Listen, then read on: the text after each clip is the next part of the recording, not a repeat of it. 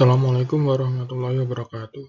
Perkenalkan, nama saya Muhammad Ania Rizky dengan NIM V23240005. Kali ini saya akan mempresentasikan tugas LDTI yang berjudul Autentikasi dan Otorisasi dalam Keamanan Komputer. Dalam dunia keamanan komputer, dua konsep yang sangat penting adalah autentikasi dan otorisasi. Meskipun sering digunakan bersama-sama, keduanya memiliki peran yang berbeda. Saya akan membahas masing-masing konsep dan bagaimana mereka berfungsi dalam kehidupan seperti menggunakan email, media sosial, perbankan online, dan jaringan Wi-Fi. Yang pertama yaitu autentikasi. Autentikasi adalah proses untuk memastikan bahwa pengguna yang mengakses data atau sistem adalah yang berwenang. Contohnya, banyak orang yang masuk ke ponsel mereka menggunakan pengenalan wajah atau sidik ibu jarinya. Bank dan layanan lainnya sering meminta orang untuk masuk menggunakan kata sandi plus kode yang dikirim secara otomatis melalui SMS. Jenis-jenis autentikasi ada 3, yaitu yang pertama adalah satu faktor, yaitu menggunakan suatu bentuk bukti seperti password. Dan kedua yaitu dua faktor atau 2FA, yaitu menggunakan dua bukti, biasanya password dan kode OTP dari SMS atau aplikasi autentikasi.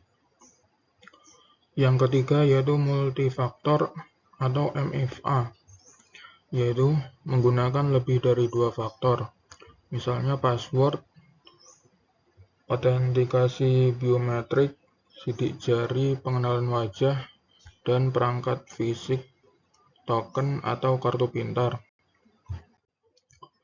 Yang kedua yaitu otorisasi. Otorisasi adalah proses untuk menentukan apa yang diizinkan seseorang lakukan setelah mereka berhasil diautentikasi. Setelah identitas seseorang telah diverifikasi, sistem akan memeriksa hak akses mereka. Selanjutnya yaitu prinsip-prinsip otorisasi. Yang pertama yaitu akses penuh. Akses penuh adalah pengguna memiliki izin untuk mengakses seluruh fitur seperti admin di sistem.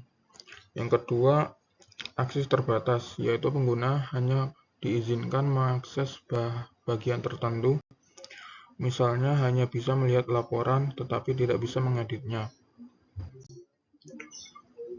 Contoh otorisasi adalah seperti dalam sebuah organisasi, seorang karyawan dengan peran sebagai admin mungkin memiliki akses penuh ke semua data, sementara pengguna dengan peran user hanya dapat melihat data terbatas. Selanjutnya itu contoh pengalaman nyata yang berkaitan dengan autentikasi dan otorisasi. Yang pertama, saya ambil contoh dari email. Ketika saya masuk ke akun email saya di Gmail, proses autentikasi memastikan bahwa hanya saya yang bisa masuk ke akun tersebut dengan menggunakan password dan mungkin kode OTP. Setelah saya masuk, otorisasi memastikan bahwa saya hanya bisa mengakses email pribadi saya dan tidak bisa melihat email orang lain. Dan contoh yang kedua yaitu pada saat masuk menggunakan akun media sosial. Pada saat saya login ke akun Facebook, proses autentikasi memastikan bahwa saya adalah pemilik akun dengan meminta password dan mungkin juga melalui autentikasi dua faktor. Setelah berhasil masuk, otorisasi menentukan apa yang bisa saya lakukan di akun tersebut, misalnya posting status ataupun memodifikasi profil. Untuk contoh yang ketiga yaitu yang berkaitan dengan perbankan online. Untuk masuk ke aplikasi perbankan online, mungkin saya harus memasukkan PIN atau menggunakan sidik jari yang merupakan bagian dari autentikasi.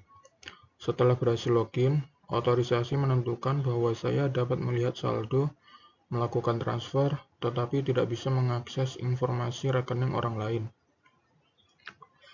Dan contoh yang terakhir yaitu jaringan Wi-Fi. Untuk masuk ke aplikasi perbankan mobile, saya mungkin harus memasukkan PIN atau menggunakan sidik jari yang merupakan bagian dari autentikasi.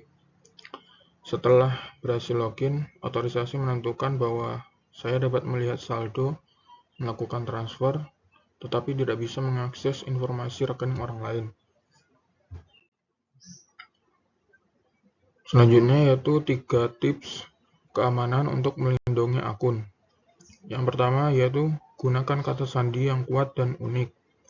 Buat kata sandi yang panjang, setidaknya 12-16 karakter, mengandung kombinasi huruf besar, huruf kecil, dan angka dan simbol. Yang kedua yaitu aktifkan autentikasi 2 faktor.